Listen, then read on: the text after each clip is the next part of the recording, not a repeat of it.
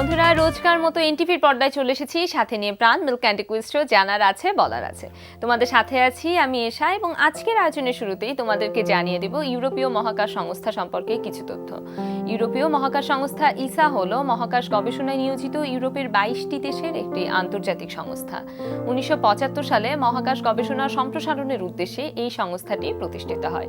এর সদর দপ্তর ফ্রান্সের রাজধানী প্যারিসে অবস্থিত। এই মহাকাশ সংস্থার স্পেস পোর্টটি ফ্রান্সের ফ্রেঞ্চ গায়ানা প্রদেশের রাজধানী কুরোতে অবস্থিত। এখান থেকে মহাকাশের উদ্দেশ্যে ইসার নভোযানগুলো পাড়ি জমায় এবং অবতরণ করে। ইউরোপীয় মহাকাশ সংস্থার সফল অভিযানের মধ্যে রয়েছে মঙ্গল গ্রহের কক্ষপথে নভোযান প্রেরণ, প্রথম কোনো ধূমকেতুতে মহাকাশযান অবতরণ প্রভৃতি। বন্ধুরা, আজকে আমাদের মাঝে উপস্থিত আছেন সুবচন নাট্য সংসদের অভিনেতা ফজলুল হক রাসেল। চলো তার সঙ্গে কথা বলি। কেমন আছেন ভাইয়া? হ্যাঁ, অনেক ভালো আছি। আমিও খুব ভালো আছি। আপনাকে স্বাগত জানাচ্ছি আমাদের আয়োজনে, এবং শুরুতেই আপনার একটা অভিনন্দন পাওনা রয়েছে। আগামীকাল তো আপনাদের যে বহু জনপ্রিয় নাটক মহাজনের নাও তার 100তম মঞ্চায়ন হতে যাচ্ছে, তো অনুভূতিটা কি, কেমন লাগছে? সেটা তো অবশ্যই অনেক আনবিলিভেবল একটা আনন্দের ব্যাপার। একটা নাটকের 100টা প্রদর্শনী দেশের বাইরে অনেক জায়গায়, দেশের বিভিন্ন জায়গায় 6 বছর 7 বছর হয়ে যাচ্ছে একটানা প্রত্যেকটা প্রদর্শনীতে কাজ করা। আমার নিজের ক্ষেত্রে আমার আরো কিছু যারা সাথে সবাই কাজ করছে, অদ্ভুত একটা অনুভূতি।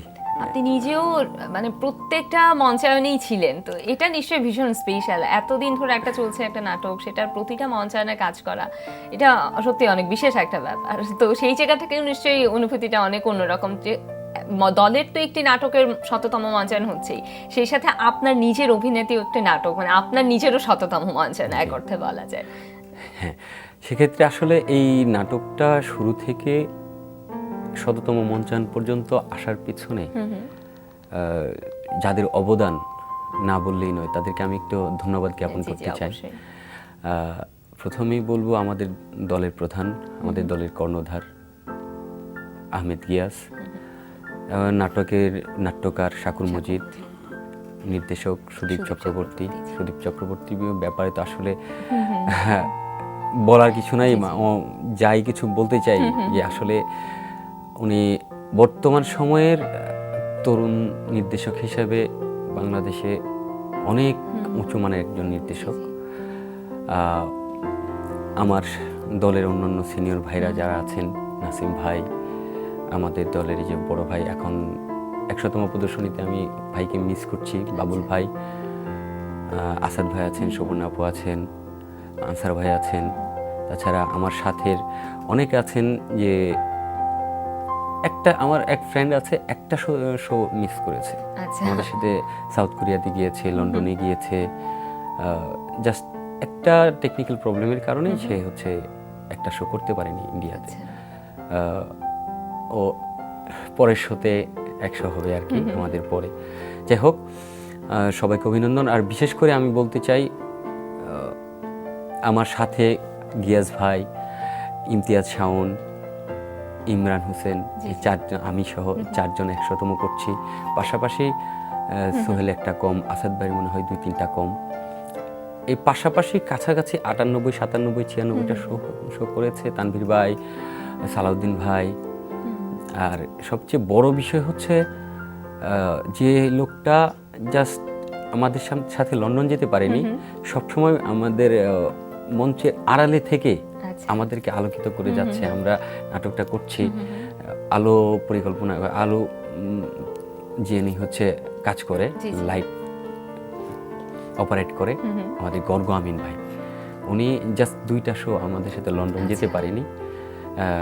আমিন ভাইকেও ধন্যবাদ জানাই। দলীয় কাজ তো সবার অংশগ্রহণ এবং সবার যে সংঘবদ্ধ একটা একতা, এটা আসলে অনেক জরুরি। এটার কারণেই কিন্তু সবকিছু সম্ভব। হ্যাঁ, এই নাটকটা দর্শক নন্দিত, এবং অবশ্যই দর্শক নন্দিত হওয়ার পিছনে দর্শকদের যেই অনুভূতি, মাঝে মাঝে আমরা শো শেষে দর্শকরা উঠে বলে বসে যে আমার এই নাটকটা আজকে 40তম দিন আমি দেখছি, তখন আসলে আমাদের অনেক আমরা বিব্রত হয়ে যাই আসলে আনন্দে, যে এই দর্শককে আমরা কিভাবে স্যাটিসফাইড করব। অবশ্যই আমরা চেষ্টা করি ওনাদের ভালো লাগার জায়গাটুকু আরও ধরে রাখতে।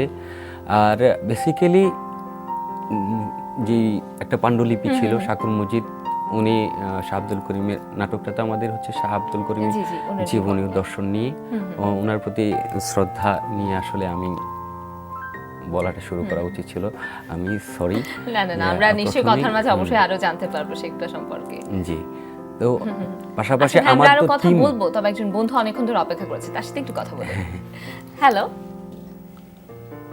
হ্যালো, বন্ধু কে বলছো? হ্যালো আপু, আমি জেরিন। জেরিন, কেমন আছো? ভালো। জেরিন, কোন ক্লাসে পড়ছো তুমি? এই যে ক্লাস 8-এ। এখন বলো কোন বিভাগ থেকে খেলতে চাও?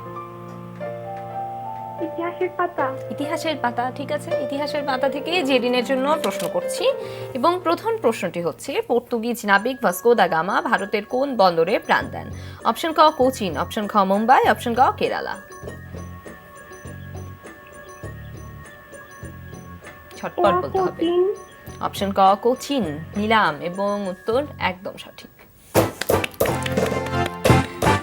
অভিনন্দন তোমাকে 500 টাকা সমমূল্যের বইয়ের জন্য। এবার দ্বিতীয় প্রশ্নে চলে যাচ্ছি। প্রশ্নটি হচ্ছে, ভারতের প্রথম আদমশুমারি কোন সম্রাটের সময় হয়েছিল? অপশন ক সম্রাট জাহাঙ্গীর, অপশন খ সম্রাট বাবর, অপশন গ সম্রাট আকবর। দ্রুত বলতে হবে। সম্রাট আকবর। অপশন গ সম্রাট আকবর, এবং উত্তর আবারও সঠিক। ওয়াও, অভিনন্দন তোমাকে আরো 500 টাকা সমমূল্যের বইয়ের জন্য। এর পরের প্রশ্নে কি যাব? হ্যাঁ আপু, যাবো। ঠিক আছে, প্রশ্নটি হচ্ছে, দিল্লির সম্রাট সিকান্দার লোদির মৃত্যুর পর কে দিল্লির সিংহাসনে বসেন? অপশন ক ইব্রাহিম লোদি, অপশন খ আব্বাস লোদি, অপশন গ কাসিম লোদি।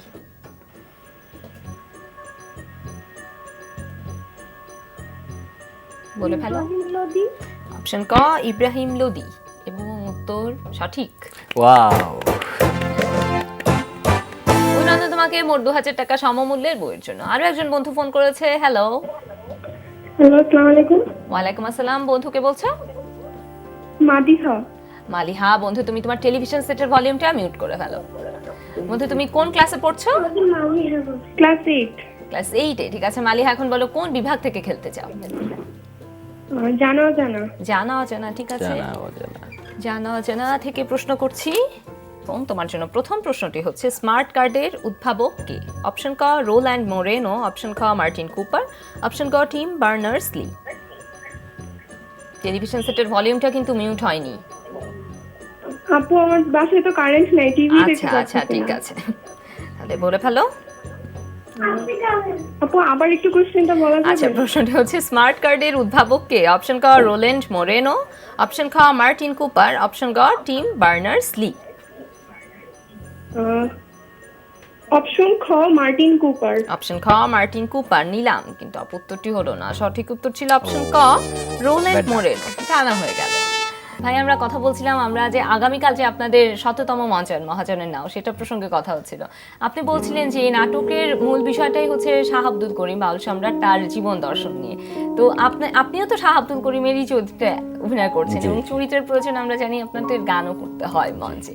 তা আজকে একটা সুযোগ পেলাম, যদি আপনার চরিত্রের করা কোনো একটা গান আমাদেরকে একটু শোনাতেন, বেশ ভালো হয়। হ্যাঁ, অবশ্যই। তার আগে বলে নেই যে এখানে তো বেশি গান শোনানো সম্ভব না, একটু গাই। আর নাটক দেখার জন্য জি জি, অবশ্যই দাওয়াত দিলাম। অনেক ধন্যবাদ। আশা করছি আমাদের দর্শক বন্ধুরা হাজির হবে। এখন শোনাচ্ছি। Ready? নাটকে আমি শাহ আব্দুল করিমের চরিত্র করতে যাই, যে গানটা আমি গাই। জি জি। মনের দুঃখ কার কাছে জানাই, মনে ভাবি তাই, মনের দুঃখ কার কাছে জানাই, দুঃখে আমার জীবন গড়া তবু দুঃখ রে ডরাই, মনের দুঃখ কার কাছে জানাই, মনে ভাবি তাই, মনের দুঃখ কার কাছে জানাই। পিতা মাতার ছেলে সন্তান একমাত্র আমি ছিলাম, জীবন বাঁচাবার তাগিদে প্রথম চাকরিতে গেলাম, প্রথম চাকরিতে গেলাম, মাঠে থাকি গরু রাখি, ঈদের দিনেও ছুটি নাই, মনের দুঃখ কার কাছে জানাই, মনে ভাবি তাই, মনের দুঃখ কার কাছে জানাই। চমৎকার। গানের লিঙ্কটা কিন্তু নাটকে অসাধারণ ভাবে হচ্ছে লাগানো হয়েছে। ওই সময়টা হচ্ছে শাহ আব্দুল করিম মানুষের বাড়িতে কাজ করতেন, আচ্ছা। মাঠে গরু চড়াইতেন, যেটা গানের মাঝে আমরা দেখা গেল জানলাম। ঈদের দিনে ছুটি নেই, হুম, হুম, হুম। মনের দুঃখ তো ছিল। তখন সেই দুঃখের হ্যাঁ, এই কথাটা আর কি। চমৎকার, খুব ভালো লাগলো। তো ভাইয়া এই যে আপনার চরিত্রটি, এটি করতে পেরে আপনার কেমন লেগেছে, শাহ আব্দুল করিমের চরিত্র? এটা আসলে এবং শাহ আপনি আব্দুল তরুণ যে করিম- সময়টা, সেই সময়ের জি, চরিত্রটা করছেন। তরুণ চরিত্রটা করেছি। তরুণ হোক, যুবক হোক, বৃদ্ধ হোক, যাই হোক, কিন্তু এমন একজন মানুষের চরিত্র মঞ্চে চরিত্রায়ন করতে গেলে আসলে এটা একটা চ্যালেঞ্জ। অবশ্যই। চেষ্টা করি আর কি। আর খুব স্বাভাবিকভাবেই বলতে হয় যে এটা তো আমার একটা গর্ব যে এমন একজনকে আমি বাংলাদেশে কিংবদন্তি, জি জি। শুধু বাংলাদেশে না, এখন ইন্টারন্যাশনালি উনি একজন বড় মানুষ। ওনার দর্শন, বাউল তত্ত্ব, দেহতত্ত্ব উনি মোটামুটি ভালোভাবেই মানুষকে বোঝাইতে সক্ষম হয়েছেন। যাই হোক, তো নিজেকে ধন্য মনে করি, ভালোভাবে করতে পারার চেষ্টা করি, সম্ভব না চেষ্টা করি। যেমন এই যে আমার দাড়ি, কিছুদিন পর আমরা যখন আরেকটা নাটক শো করবো তখন আমার এটা থাকবে না, কিন্তু 2010 সাল থেকে যখন আমরা নাটকটা শুরু করি সেই থেকে কিন্তু আমার চুল কাটা, দাড়ি কাটা নির্ভর করে হচ্ছে মহাজনের নামে শো কবে, কন্টিনিউটিটা যে ঠিক রাখার জন্য সেটা আসলে এটা আপনাদের ডিভোশন, এই ডিভোশনের কারণে আপনারা কাজটা করতে পারছেন সুন্দরভাবে। তো ভাই আমরা আরো গল্প করবো, একজন বন্ধু ফোন করেছে, তার সাথে কথা বলছি। হ্যালো। হ্যালো, আসসালামু আলাইকুম। ওয়ালাইকুম আসসালাম। বন্ধুকে বলছো? উম্মে হাবিবা। কেমন আছো? ভালো আপু, আপনি কেমন আছেন? আমিও খুব ভালো আছি। তো বন্ধু তুমি কোন ক্লাসে পড়ছো? ক্লাস 7 এ। ক্লাস 7 এ। এখন বলে ফেলো কোন বিভাগ থেকে খেলতে চাও? কোন বিভাগ থেকে? জানা অজানা। ঠিক আছে, জানা অজানা থেকে প্রশ্ন করছি এবং প্রশ্নটি হচ্ছে বাংলাদেশ পুলিশের ডগ স্কোয়াড কে কি নামে ডাকা হয়? অপশন ক K9, অপশন খ D10, অপশন গ P7। ঝটপট বলতে হবে, সময় চলে যাচ্ছে। P7। অপশন গ P7 নিলাম, কিন্তু আপু উত্তরটি হলো না। সঠিক উত্তর ছিল অপশন ক K9। জানা হয়ে গেল এবং এই সাথে আজকের মতো জানা অজানা বিভাগটি শেষ হচ্ছে। আরো একজন বন্ধু ফোন করেছে। হ্যালো। হ্যালো আপু, আসসালামু আলাইকুম। ওয়ালাইকুম আসসালাম। কে বলছো বন্ধু? আপু আমি নাইম। নাইম, কেমন আছো? ভালো আপু, আপনি কেমন আছেন? আমিও খুব ভালো আছি। তো নাইম কোন ক্লাসে পড়ছো তুমি? ক্লাস 7। ক্লাস 7। কোন বিভাগ থেকে খেলতে চাও?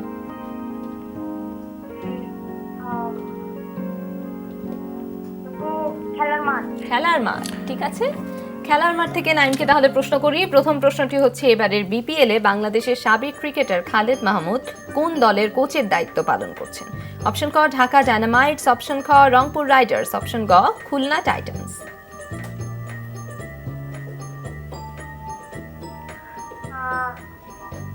অপশন ক ঢাকা ডায়নামাইট। অপশন ক ঢাকা ডায়নামাইটস এবং উত্তর একদম সঠিক।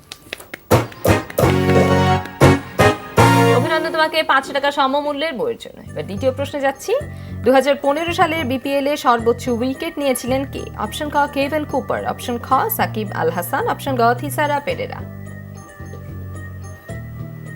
আপু অপশন খ সাকিব আল হাসান। অপশন খ সাকিব আল হাসান নিলাম, কিন্তু উত্তরটি হলো না। সঠিক উত্তর ছিল অপশন ক কেভেন কুপার, তিনি 22টি উইকেট নিয়েছিলেন। তো ভাই আবার আপনার কাছে ফিরছি। তো এই তো মহাজানের নাম নিয়ে কথা হচ্ছিল, আপনি বলছিলেন যে এই চরিত্রটি করতে পারা সত্যি আপনার জন্য অনেক বড় একটা অর্জন। তো এই যে 100টা আপনি করে ফেললেন, 100তম মঞ্চায়নের দিকে যাচ্ছেন, আগামী কালকে হয়ে যাচ্ছে আশা করছি। তো আরও তো অনেকগুলো প্রযোজনার সাথে যুক্ত আছেন, তার মধ্যে আমরা যদি বলি যে প্রণয় যমুনা একদমই নতুন যেটা, সেটার কথা, তো সেটা সম্পর্কে একটু জানতে চাই আপনার কাছে। প্রণয় যমুনা নাটকটি সুনীল গঙ্গোপাধ্যায়ের রাধাকৃষ্ণ উপন্যাস অবলম্বনে নাটকটি করা, আমাদের দলেরই বড় ভাই নাট্যকার অভিনেতা আসাদুল ইসলাম আসাদ ভাই নাট্যরূপ দিয়েছেন। আচ্ছা। ওই নাটকটা 4টা শো হয়েছে। মূলত হচ্ছে রাধা কৃষ্ণ প্রেমের, মানব প্রেমের যে বিষয়টা, যে উপন্যাসে যা ছিল ওটাই তুলে আনা হয়েছে। মানুষের মধ্যে বর্তমান সময়ে যে হচ্ছে হিংসা, বিদ্বেষ, হানাহানি, এই জিনিসগুলি আসলে ঘটছে কেন? প্রেমের অভাব মনে হলো যে প্রেম থাকলে মানুষের মধ্যে এইটা হিংসাত্মক মনোভাবটা থাকবে না। মানব প্রেমটা, মানুষের সাথে মানুষের প্রেমটা যেন জাগ্রত হয়, এই একটা চিন্তা ভাবনার জায়গা থেকে হচ্ছে নাটকটি করা আর কি। আচ্ছা, তো আপনার চরিত্রটা এখানে কেমন? এখানে আরেকটা এরকম শাহাবুল করিম একরকমের একজন লিজেন্ড, আর বলতে গেলে কৃষ্ণ চরিত্রটা আমি প্লে করি সেখানে। আমরা আরো কথা বলবো, তবে একজন বন্ধু ফোন করেছে ছবির গ্যালারি খেলার জন্য, তার সঙ্গে কথা বলে নিই। হ্যালো আপু, লামিয়া। কেমন আছো লামিয়া? ভালো। লামিয়া কোন ক্লাসে পড়ছো? ক্লাস 7। ক্লাস 7। ঠিক আছে লামিয়া, তোমার জন্য থাকছে ছবির গ্যালারি থেকে প্রথম প্রশ্ন। স্ক্রিনে দেখানো ছবিটি দেখো আর আমার প্রশ্নের উত্তর দাও। প্রশ্নটি হচ্ছে, ভারতীয় এই টেস্ট উইকেট রক্ষকের নাম বলো। অপশন ক নমন ওঝা, অপশন খ ঋদ্ধিমান সাহা, অপশন ক চেতেশ্বর পূজারা। আপু, অপশন গ। অপশন ক চেতেশ্বর পূজারা নিলাম, ঠিক আছে, কিন্তু উত্তরটি হলো না। সঠিক উত্তর ছিল অপশন খ ঋদ্ধিমান সাহা। জানা হয়ে গেল। আপনার একজন বন্ধু ফোন করেছে। হ্যালো আপু। হ্যালো, কে বলছে ভাইয়া? আসসালামু আলাইকুম। ওয়ালাইকুম আসসালাম, কে বলছো? মোহাম্মদ মুজাম্মেল আহমেদ। মোজাম্মেল, কেমন আছো? ভালো আছি। তুমি কোন ক্লাসে পড়ছো? আমিও খুব ভালো আছি। তো মোজাম্মেল, কোন ক্লাসে পড়ছো তুমি? ক্লাস 6। ক্লাস 6। কোন বিভাগ থেকে খেলতে চাও? খেলার মাঠ। খেলার মাঠ, ঠিক আছে। খেলার মাঠ থেকে মোজাম্মেলকে প্রশ্ন করছি এবং প্রথম প্রশ্নটি হচ্ছে, এবারের বিপিএল এ দ্রুততম 50 করেছেন কে? অপশন ক সাব্বির রহমান, অপশন খ সিগুকে প্রসন্ন, অপশন গ ওমর আকমল। আচ্ছা, তো আপু আমার প্রশ্নটা বলেন। এবারের বিপিএল এ দ্রুততম 50 করেছেন কে? অপশন ক সাব্বির রহমান, অপশন খ সেগুকে প্রসন্ন, অপশন গ ওমর আকমল। সাব্বির রহমান। অপশন ক সাব্বির রহমান নিলাম, কিন্তু উত্তরটি হলো না। সঠিক উত্তর ছিল অপশন খ সেগুকে প্রসন্ন। 18 বলে 50 রান করেছেন তিনি। তো ভাই, আবার আপনার কাছে ফিরছি। আমরা কথা বলছিলাম যে প্রণয় যমুনার কথাটা জানলাম, আপনাদের যে একদমই নতুন প্রযোজনা সেটা। আপনি আরো কিছু প্রযোজনায় আছেন, তো সেগুলোর কথা যদি আমাদেরকে একটু বলতেন। হ্যাঁ, আমি এই পর্যন্ত দলে আসার পর থেকে অভিনয় করেছি খানদানি কিসসা, রূপবতী, ক্ষুদিত পাষাণ, খনা, ষড়ভুজ, মহাজনের নাও, যেটার কথা বলছিলাম। 8টা প্রোডাকশনে কাজ করেছি এরকম। তো এই যে এক একটাতে তো চরিত্র বিভিন্নটার বিভিন্ন রকম, চরিত্রের যে প্রয়োজনে আপনাকে বিভিন্ন রকম প্রিপারেশন নিতে হচ্ছে। তো এই যে প্রিপারেশন গুলো যে নেন, কিভাবে নেন? প্রস্তুতিটা কিরকম থাকে? প্রস্তুতি আসলে মঞ্চ নাটক করতে গেলে, এই এক একটা চরিত্র অভিনয় করতে গেলে তো অনেক বিভিন্ন রকম চরিত্র অনুযায়ী ভাবতে হয়। সেই অনুযায়ী চরিত্র কিভাবে চলাফেরা করে, কিভাবে কথা বলে, কিভাবে দেখে, মুভমেন্ট, বিভিন্ন রকম।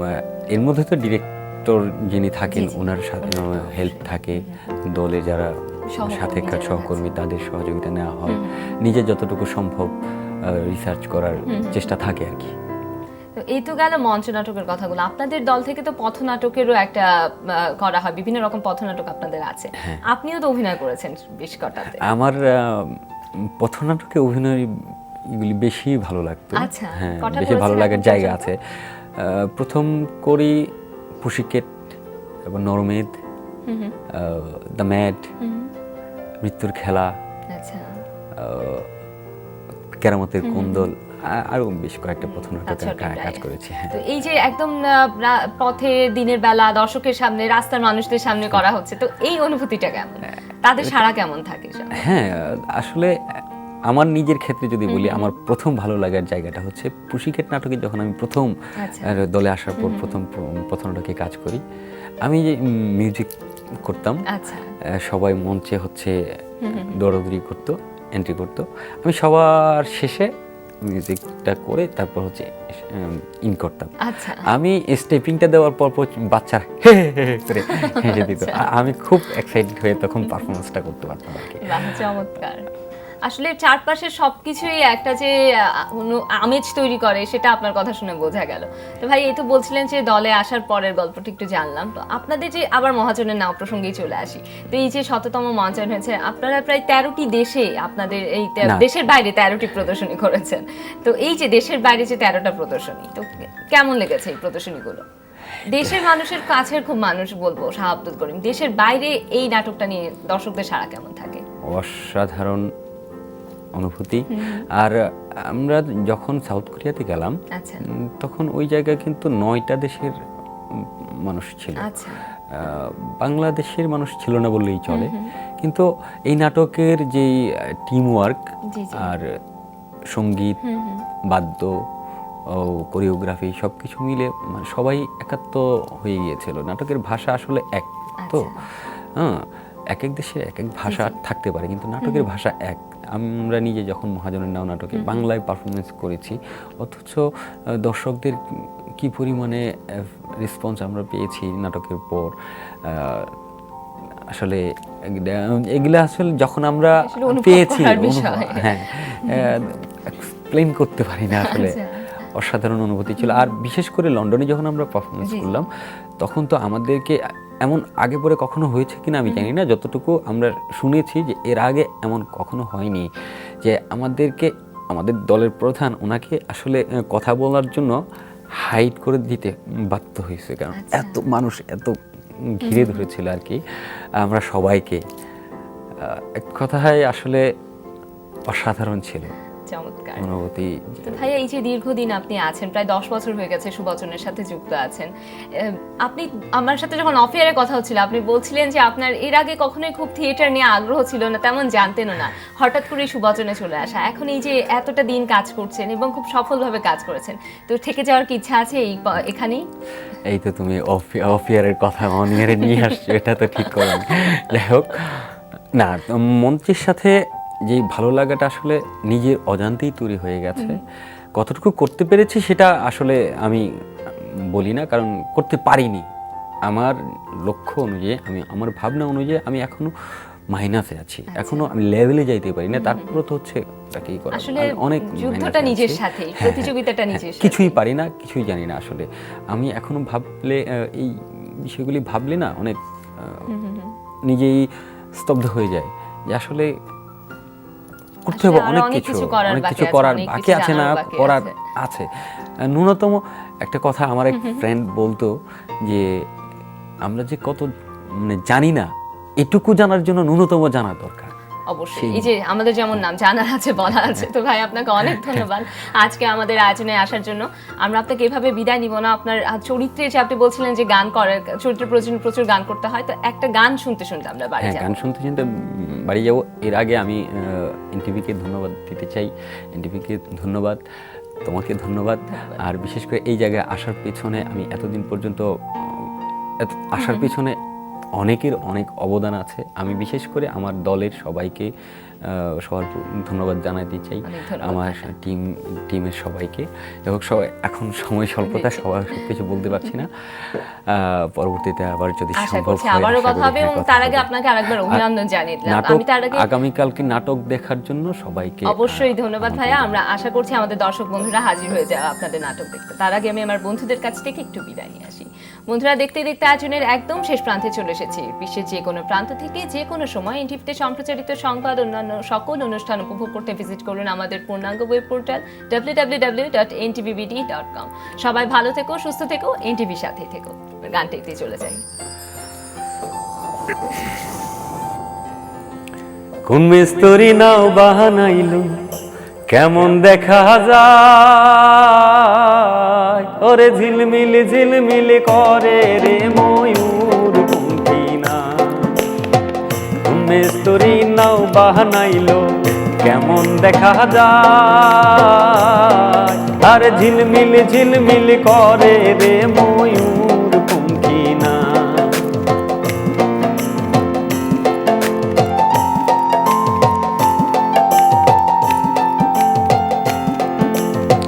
চন্দ্র সূর্য বান্ধা রাখছে নাওয়েরিয়া গায়, হে সাবাস সাবাস হেইও।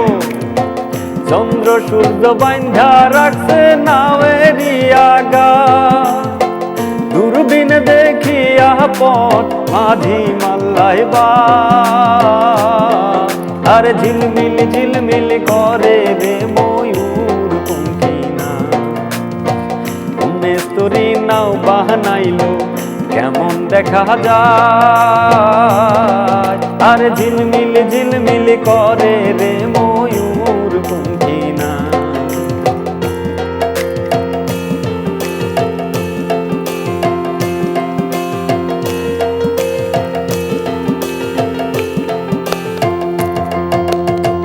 রং বেরঙের কত নৌকা ভবের তলায়, হে সাবাস সাবাস হেইও, রং বেরঙের কত নৌকা ভবের তলায়, রং বেরঙের শাড়ি গাইয়া ভাটি বাইয়া যায়, আর ঝিলমিল ঝিলমিল করে রে ময়ূর পঙ্খিনা, মেস্তরি নাও বাহানাইলো কেমন দেখা যায়, আর ঝিলমিল ঝিলমিল করে